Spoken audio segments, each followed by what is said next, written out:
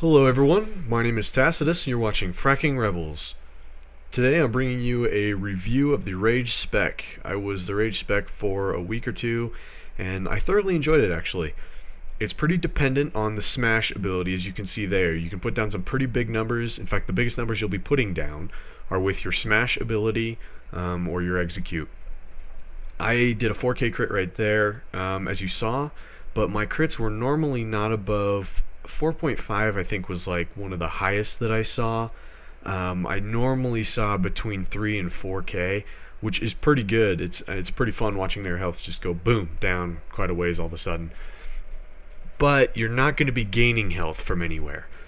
The health that they take off of you is going to stay off of you. You don't have any moves that will be returning you any health. And the only way that you're going to be getting health is from med packs or from PvP health consumables. You could do quite a bit of damage with the Rage Spec. I'm not gonna lie, it was pretty beastly. I did a couple hard mode flashpoints with our tank. I was pulling DPS. I mean, not pulling DPS. I was pulling DPS. Yes, I was pulling quite a bit of DPS with this spec. But I was pulling aggro from him after the fight had started, and we'd be going for a couple seconds, and then I'd hit smash, and boom, the guy'd be attacking me all of a sudden. But not often enough to be a problem, and if I just scaled back for a couple seconds, it was usually alright. I got in a couple decent one-on-one fights, but of course I didn't have fraps going. What the F? I'm Annihilation now. I just respect Annihilation, so I'll probably not be getting any more Rage videos up unless Annihilation is pretty fail. Then I'll go back to Rage. But Rage was pretty fun. You can do a ton of damage with Rage, pretty bursty damage, but then it kind of seems like you have a couple seconds where you're kind of useless. You're going to be spamming filler moves that don't really do a ton of damage or anything. But it's kind of a trade-off because you do a lot of damage up front, and so for PvP it's pretty good, and then you might see a couple seconds where you're down. So for instances, maybe Rage isn't the best. I would probably go Annihilation or Carnage for instances for PvE content, but PvP content, Rage is definitely one of the best PvP specs right now. I will concede that point, and it's pretty fun, like I said. One thing that I ran into, like you saw right there, one thing that I ran into quite a bit is they would be just out of range of my smash ability, and that would be a wasted 9-second cooldown for smash and my heaviest hitting move, which was kind of annoying at times. Other times it would hit really hard, and I would be like, woo, I love this spec, and then they'd be out of range, and I'd be like, oh, I hate this spec. But you know, I guess that was probably my fault. I probably should have stayed more in range.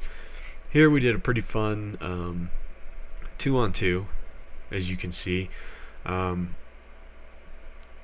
can't remember if the other guy was healing me. I don't think he was, but this guy was getting some heals from somewhere. And one thing that I found is a couple times I would be alone defending a point, and 2 or 3 lower levels would come attack me, and because of Smash's AoE damage, because I was able to crit all 3 of them for 4K instead of just one of them, I was actually able to take them all down and defend the point solo.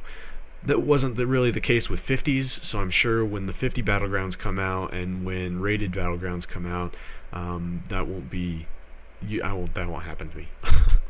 I'm not that good.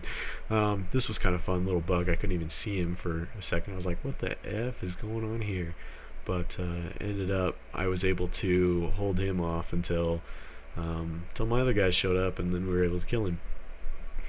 But most of the time I wasn't able to get a ton of 1v1 content because obviously I was trying to play the objectives. Something that kind of infuriated me a couple times because I would be the only one playing the objectives. Please, people, play the objectives.